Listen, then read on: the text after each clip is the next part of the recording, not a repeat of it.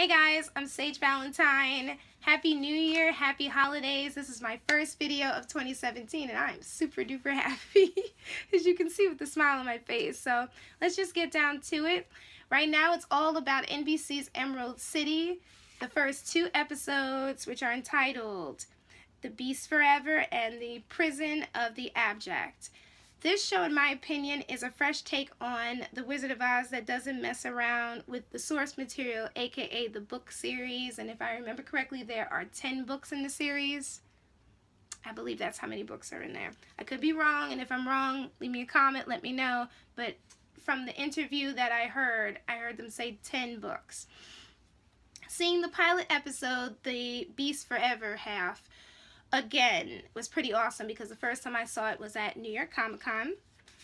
We pretty much meet Dorothy and she's turning 20 years old. It's her birthday and she gets transported to Oz via a tornado while sitting in a cop car after just coming to her mom's house and wanting to talk to her mom and seeing this crime scene and finding her mother knocked out, and this cop points his gun at her and she's just like, what the hell is going on? And then the cop gets sucked up by a tornado and then she jumps in the cop car. She gets sucked up by the tornado. Mind you, there's a cute dog in the back. It's cop doggy, police dog. And to make a long story short, she ends up at Oz in an area with all the snow, and in slow motion it hits the Mistress of the East. And that whole sequence was beautiful. In fact, all that snow was beautiful. The scene with the kids when she meets them, beautiful. And even that big tribal scene was pretty cool as well. And Dorothy meets these Munchkin people, but they don't tell us they're the Munchkin people. We find out later in the episode. And they live in what they call the tribal freelands. Okay. And these people are not happy when it's revealed that Dorothy killed the Mistress of the East, because in their eyes, this mistress was both merciful and stern. Okay, and they decide rather than kill her, it's time that she leaves. So this dude, Ojo, leads her to the border of the Freelands. We meet the wizard, who is played wonderfully, in my opinion, by actor Vincent Donofrio. And he already knows something is wrong when these two ladies in these, what looks like, in my opinion, these very chaste nun-type outfits with these like round hats on their heads, and they're coming to give him the news about what has happened. And this flying monkey golden thing, which I think is so cool, I think it's a drone, it basically shows an image, and once the wizard sees it, he's not happy. He tells this dude, who I assume is like his head guard, his name is Eamon, he tells him, find out what happened and kill whatever it is that fell from the sky. On a side note, Dorothy learns that in the Munchkin language, Toto refers to dogs. So now this doggy, this police dog, who she's taking with her on her journey, is going to be known as Toto. The way we meet the Wicked Witch of the West is that she is basically done or ending her sexual session with this dude. I think you understand what I'm saying. We don't see everything. We just see her blissful face. And that scene bothered a number of people on Facebook. But in my opinion, that scene was kind of cut down a little bit, because when I saw it at Comic-Con, I think it was just a tad bit longer. But you know how things go when they show certain things on television shows, they have to cut it down so it'll be good for the FCC and the different rating systems for the different episodes. But anyway, that whole scene made everybody in the room at Comic-Con during the panel gasp. So the Mistress of the West, she talks to the wizard after taking this drink that has what looks like poppy flowers in it, some sort of opium or something. I'm not too keen on drugs, but I do know that this character is a bit of an opium addict. So one would assume she's obviously drinking something with something hallucinogenic in it. Anyway, she's talking to the wizard, and he wants to know who's using magic in Oz. He asks her. She's just like, no, I'm not using magic. And she has no idea who it was that fell from the sky. We know that that's obviously Dorothy.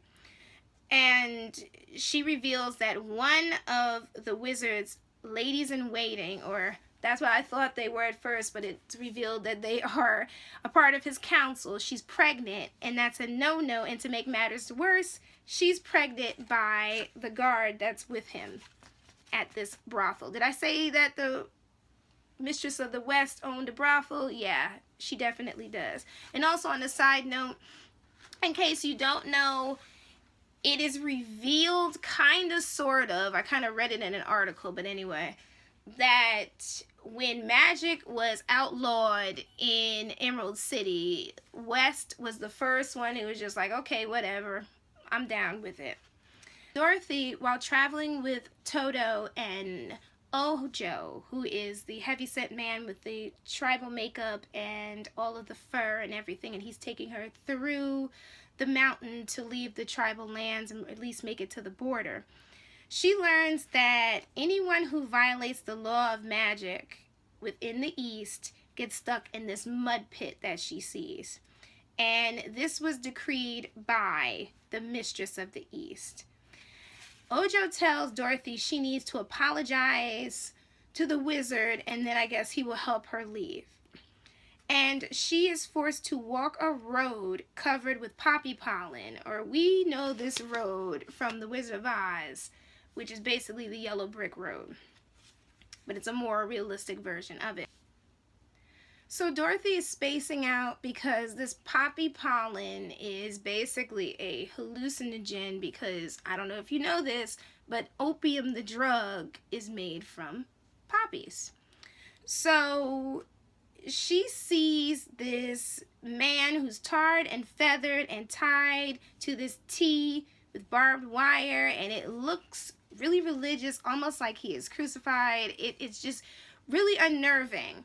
But it's not a big surprise to me, considering that the director, Tarsem Singh, has directed other movies where he uses like religious imagery in it, as well as he also directed a music video for the band REM called Losing My Religion. If you've never seen that video, definitely Google that and look it up. Also Google different scenes from The Cell, because he's one of those directors that likes to show things realistically and doesn't like to use too much CGI, and that's why I respect him as a director. I'm thinking this dude who was tied up was the Scarecrow, and Dorothy frees him, and we find out that the Mistress of the East has disappeared from her hut, because I don't know if I said this earlier in the review, but like when Dorothy makes it to the Munchkin land, she sees these people dancing around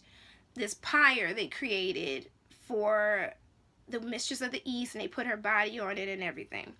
So Dorothy names this dude, the Scarecrow guy, Lucas, after where she comes from in Kansas, Lucas, Kansas.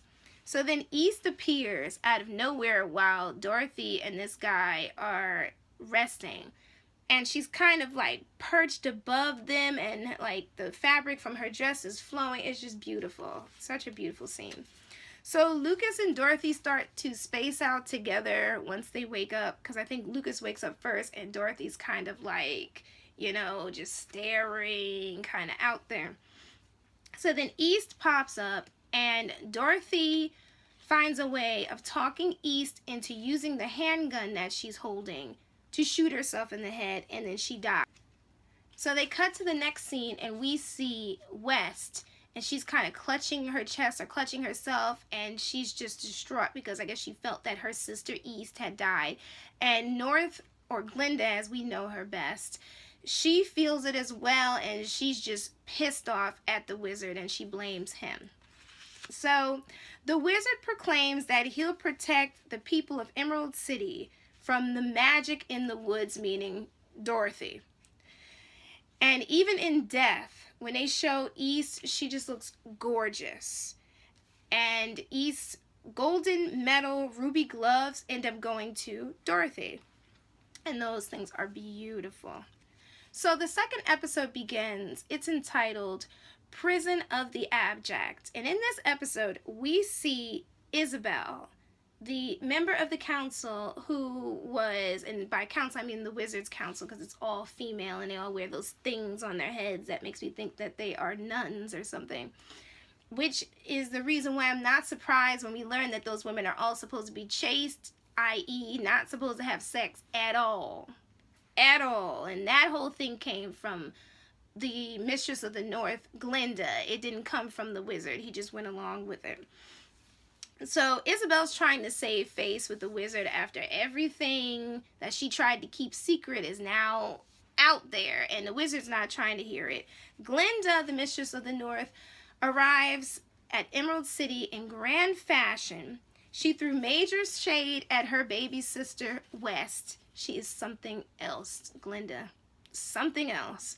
We learn that all three witches, East, North, and West, are all sisters.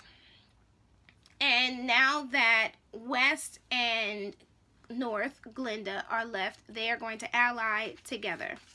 Okay.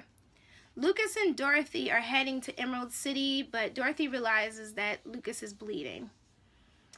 The guards that are with Eamon, who is still trying to figure out where Dorothy went and is kind of pissed off because the dude Ojo lied to him about the direction where Dorothy went. The guards that are with Eamon want to kill him because they are sick of him. So Lucas collapses, Dorothy is looking for help, and then we see this boy who's known as Tip. And he is locked up in this house by this witch. And we're trying to figure out what is going on with that situation.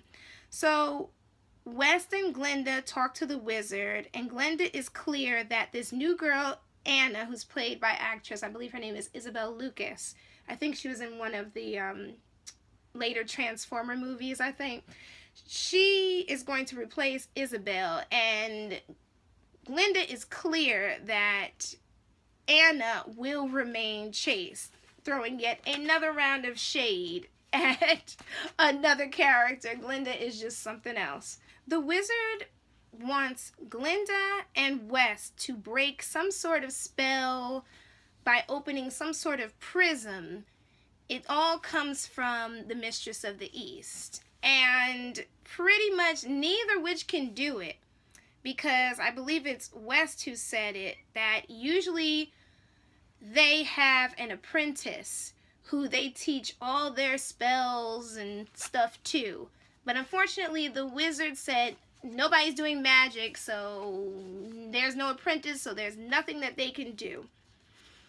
Alrighty, so we meet the witch that's keeping little Tip in the house, and her name is Mombi, and she offers to help Dorothy and Lucas after seeing his sword, or particularly this, indentation or shape of the handle of the sword, which reveals that he, and this is what I got from the scene, I was like, this dude was a guard at some point.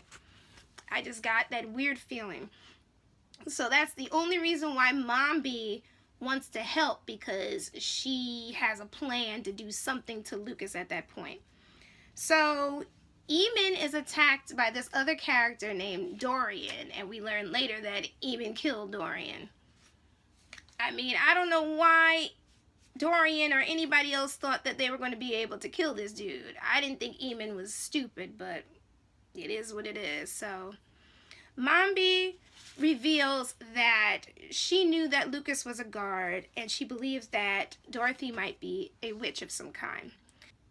Mombi reveals that she knows that Lucas was a part of the Wizard's Guard, and that she believes that Dorothy is some sort of witch. We also learn that the Wizard's Guard killed and burned a bunch of witches at one time. The wizard allows West and Glinda to reopen the witch's temple so that they can hold the ceremony for East's funeral. He says that he wants everyone in Emerald City to see the witches in action so they can see what they are and what they can do. Toto leads Dorothy because at this time, especially the part where Mombi reveals that she knows what Lucas is and everything. They're in Mombi's house, and Toto leads Dorothy to a door where Tip pushes a note saying, "Help me," under the door. So Dorothy wants to know what's up, like, who is that in that room? And the witch reveals she's trying to protect him, little Tip. And she doesn't say from what at this point.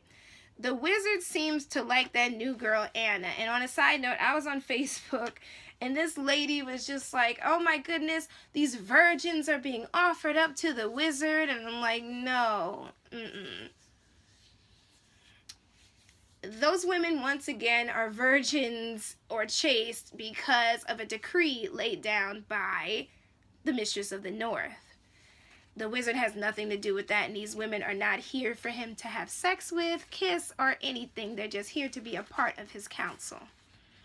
Because if he was having sex with any of these women, then Isabel would be pregnant by him and not by that guard.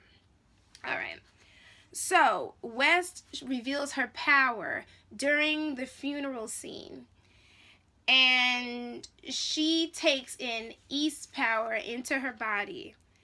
And this whole ritual and ceremony causes the glass in the temple to blow out, scaring the crap out of everyone present, everyone standing outside, and the wizard is happy because I guess now he can say, you know what? You guys have never seen the witches. You have never seen what they can do. This is what they can do. Now you have a reason to be scared, and now I have a reason to enact even more laws or to really crack down on this situation. So Mombi poisoned Lucas by putting some stuff into this tea she gave him.